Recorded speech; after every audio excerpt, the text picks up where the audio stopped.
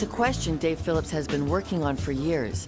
A past member of Canada's national freestyle snow ski team and a World Cup competitor, 25 years ago, Dave was on his way to the qualifying event for his first professional skiing event when he saw something on the side of the road that made him turn back.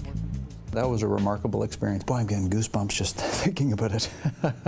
Yeah, it's something that you never forget.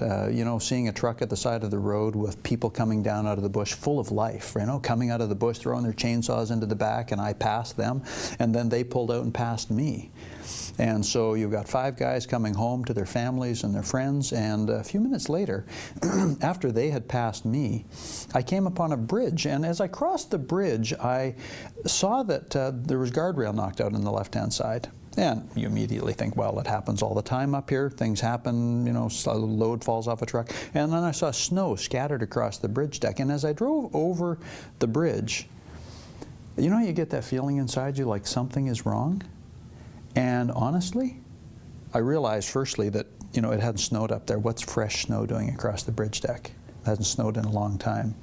And so as I drove over, I got that sense that, you know what, something's wrong here. Dave drove on by, but the sense something was wrong made him turn back. We've all had that before, right? That feeling that something is wrong. And I honestly, I wanted to walk past. I wanted to drive by. I wanted to keep going. I didn't want to stop. And I don't know, I honestly don't fully know why, but I thought, I think something's wrong there. Because I couldn't see a truck. I turned around, I came back up, sure enough, I looked into the river. This truck had come around the corner, hit that frosty bridge deck on a December afternoon just before dark, and they're quite slippery. Slid across, hit that side where the snow is piled up, sprayed snow across, went through, down about 20 feet along a river. The side of the riverbed was dry with snow, tumbled sideways, and landed up on its side in the middle of a rushing river. And what did you do? Well, I immediately ran down around to the side. You know, you're not real smart when you're that young, you know. And so I immediately just ran around the other side, and I went, these people need help, and I ran down across the riverbed. And as I walked across the riverbed, I could see that there were probably 3 men were probably dead when we got there, and 2 were still alive, and a dog. But they were pinned inside this vehicle, right? And the roof was collapsed so badly that with the truck up on its side, you couldn't look down in the window and see them. One fellow was up to his neck in water. A dramatic rescue followed, for which Dave would receive a Medal of Bravery for pulling 2 loggers out of their smashed truck.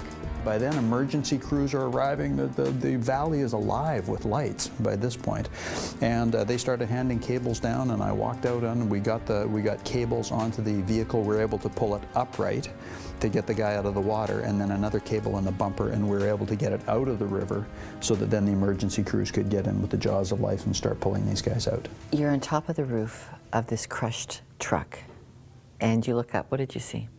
Well, I'll tell you, that's a memory that I'm never going to forget, because as I was sitting on the roof, you know, you're panicked, right? You're going, what are we going to do? How can we get these guys out of there? There's 4 of the emergency vehicles were here, and I looked up overhead as I was searching for ideas, and overhead there was a lady standing on the bridge, because, you know, they'd flown across landed up in the river, almost right underneath the bridge. And so I looked up, and I saw this lady on the bridge, and she had, I'll never forget it, she had brown curly hair, and she had a bag of popcorn, or I think it was popcorn, and neatly folded down this brown bag, and she was just sitting over looking at what was going on. And she was just eating her popcorn. It was as though it was a television show or a movie. It was as though she was disconnected in some way to what was going on. And it was astounding to me as I looked up. And I found myself in that moment judging her. And I'll tell you how it's spoken to me many years later. And this is the part that I'm embarrassed to admit. You know, I'm embarrassed to admit I wanted to drive past, right? But I'm embarrassed to admit that, you know, how often have I been the woman on the bridge in my life? How often have I missed a chance how often have I walked past the guy who needed help, like the guy in the airport? I mean, honestly, it speaks to me. I think it speaks to all of us. Spoke to the guys at the hockey rink this morning, right? What are we doing when we see those circumstances? He continues to think those are questions which need to be asked in Vancouver's recent tragedy of ignoring an airport traveler in need. Like, let's not let his life be wasted. Let's learn something from it. Let's all of us learn something from this. You know, I feel the pain of that mother, right, who's sitting up there. I mean, what's she got to be going through now, right? I mean, unimaginable that we would ever lose a child. I've got 3 kids. This is the unimaginable, and yet our culture somehow is allowing that. Learn, everybody has this courage stamped on their heart. Everybody has it, right? Everybody has this deep well inside them. But sometimes we don't reach down into the well and pull this courage out. It all comes back to those inquiries. 5 have been launched. Millions will be spent on a problem so ordinary.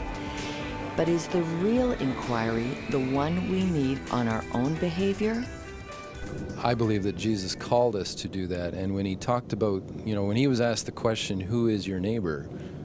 He gave the example of the Good Samaritan, who was the guy who went the 2nd and 3rd mile. We have much to receive from these people. So it never is a one-way street where we're just helping the needy. It's a two-way street where they're helping us to understand the world from different eyes, from a different perspective, from a different culture, and they help us become more whole people.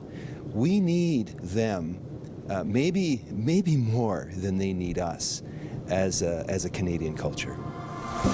When we come back, the wrap on being a good neighbor.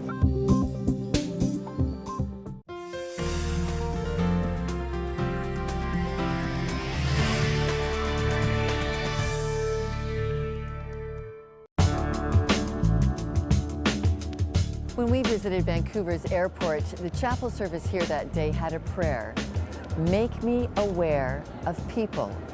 And it began, "Lord, make me always aware of the wonder of people." You know, that's exactly where I need to begin on my shortcomings with being kind. To ask God to remind me that I am loved by God and I'll be at my best when I'm giving that love away.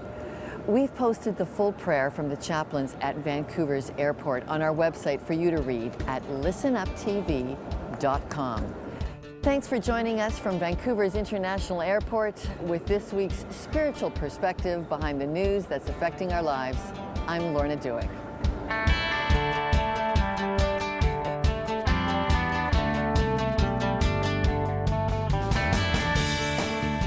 Following a recent show on the child sex trade in Cambodia, Ermi wrote, "I understand that there are some people rescuing these young women and bringing them to a safe place.